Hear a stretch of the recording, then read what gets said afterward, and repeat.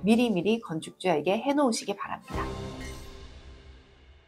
안녕하세요. 법무법인 슈가스퀘어 남하나 변호사입니다. 오늘은 건설 공사 현장에서 일어날 수 있는 일들에 대해서 이야기를 해보려고 합니다. 건설 공사라는 게 한두 달 만에 끝나는 게 아니라 수개월, 길게는 수년이 걸리다 보니 그 과정에서 여러 가지 변경 사항이 발생하게 되고 그것들이 나중에는 분쟁의 불씨가 되는데요. 하청업체 대표님들께서는 실제 공사 현장에서 벌어지는 변경 공사나 추가 공사 때문에 많이 골머리를 앓으실 것 같습니다. 소송과 법적 조치를 취하지 않고 해결할 수 있는 여러 가지 꿀팁들을 준비했으니까요.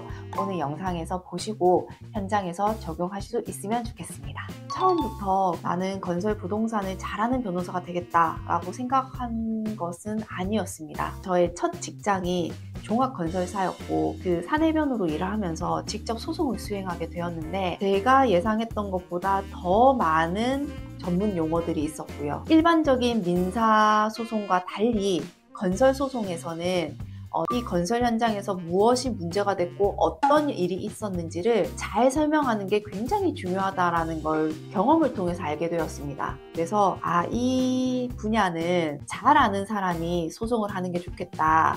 그리고 나는 이 분야를 잘 하고 싶다 라는 생각을 건설 회사를 다니면서 가지게 되었고요.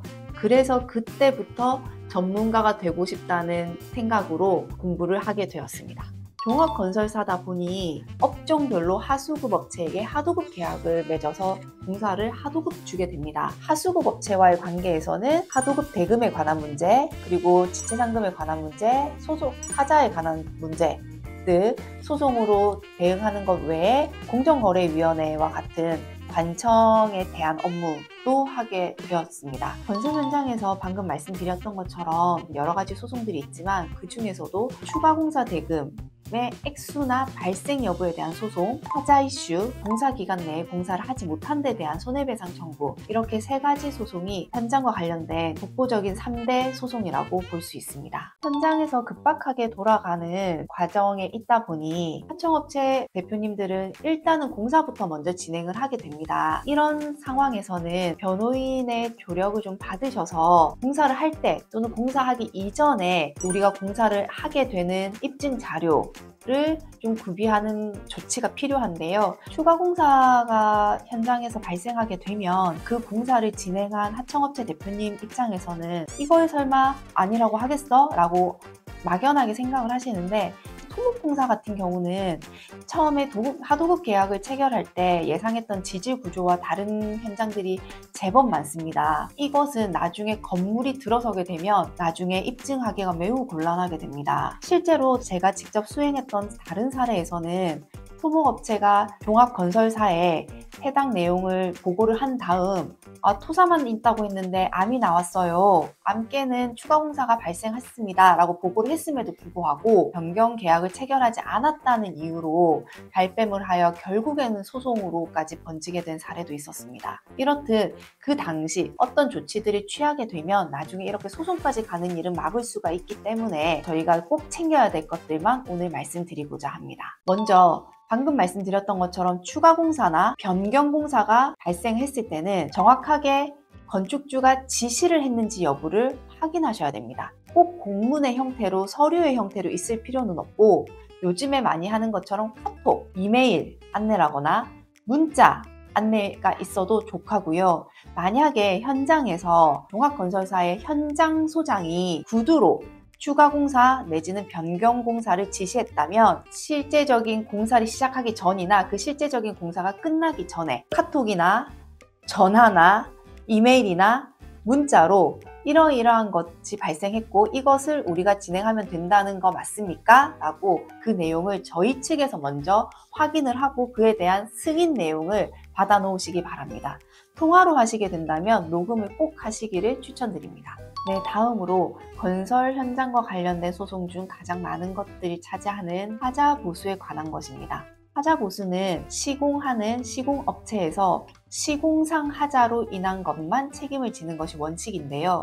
여기에서 말씀드리는 시공상 하자라는 건 첫 번째, 오시공, 그러니까 잘못 시공한 것, 두 번째, 변경 시공, 설계도와 다르게 임의로 시공한 경우, 그리고 세 번째 미시공, 설계도에서 시공하라고 지시되어 있는데도 시공하지 않은 경우, 이렇게 세 가지 시공상의 하자에 대해서만 하청업체의 책임이 있습니다. 따라서 여기에 해당되지 않으면 원칙적으로 저희가 하자 보수 책임을 질 이유가 없는 것이 되는 거죠. 대표적인 것이 설계상 하자와 법령상 규정이 될 겁니다. 첫 번째 설계상 하자라는 것은 설계도대로 시공을 했는데 기능상 하자가 발생을 한 것이고, 설계도와 다르게 시공을 했는데 이것이 법령상의 규정을 맞추기 위해서 어쩔 수 없었을 경우, 이것은 변경 시공이기는 하지만 임의 시공이 아니기 때문에 하청업체의 책임이 되지 않습니다. 제가 실제로 수행했던 사안 중에 하나는 방화문 설치가 설계도에서는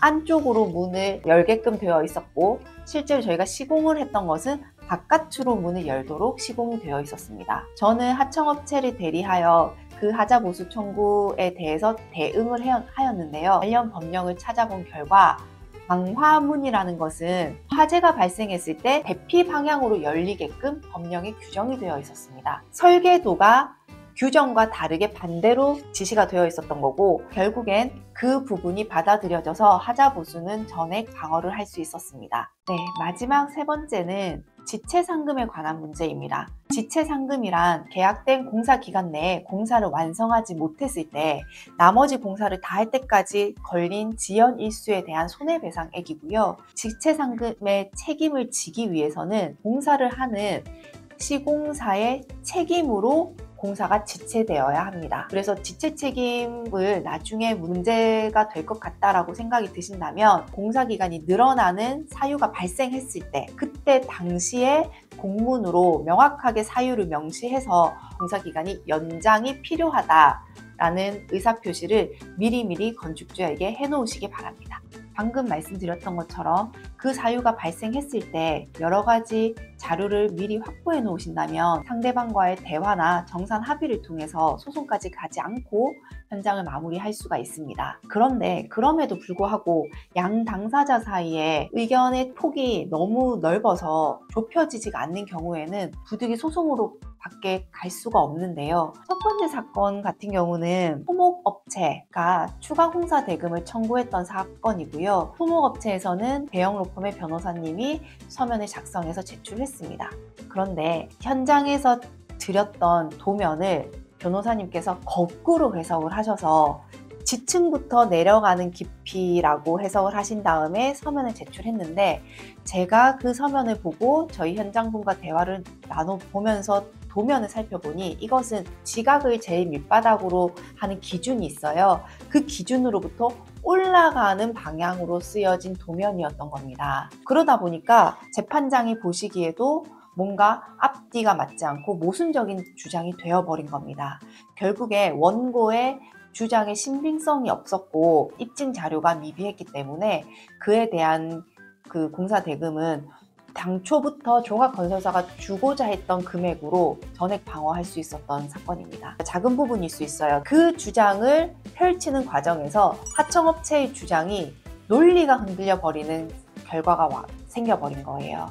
그렇게 됐을 때를 방지하기 위해서는 반드시 현장을 잘 이해하고 자료를 원활하게 해석할 수 있는 변호사님과 일을 하시는 게 더 효과적이다라는 말씀을 드리는 것입니다.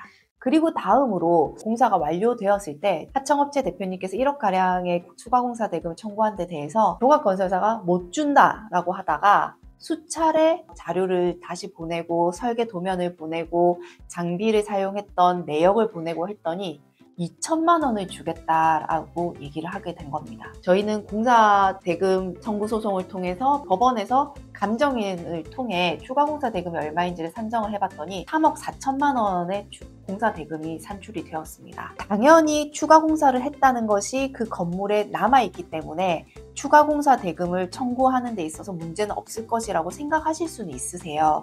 하지만 감정이라는 전문적인 절차를 거쳐야 하기 때문에 전문적이고 경험이 많은 변호사와 함께 소송을 하시기를 꼭 당부드립니다. 지금까지 건설 현장에서 일어날 수 있는 여러 가지 유형의 분쟁에 대해서 말씀을 드렸습니다. 공사를 하시고서도 공사 대금을 받지 못해서 건설 경기가 어렵다는 것을 뼈저리게 체감하고 계시는 대표님들도 많을 거라고 생각이 듭니다. 저도 실제로 요 근래에서는 공사 대금을 받으려고 독촉을 하다가 회생 또는 파산의 절차에 들어가서 눈물을 머금고 회생 채권을 신고해 드리는 일도 좀 생기는 것 같습니다. 지금 이 순간 지체상금이나 하자 소송이나 추가 공사 대금 때문에 걱정을 하고 계신다면 걱정만 하지 마시고 하루빨리 전문가와 상담을 받으시길 추천드립니다. 저희 슈가스퀘어도 언제나 저와 같이 다른 변호사님들과 함께 여러분들 기다리고 있으니까요. 조금만 더 힘내시고요. 이 또한 지나가리. 조금만 버티시면 좋은 날이 다시 오실 겁니다. 오늘도 수고하셨고 앞으로도 힘내시길 바랍니다. 파이팅입니다.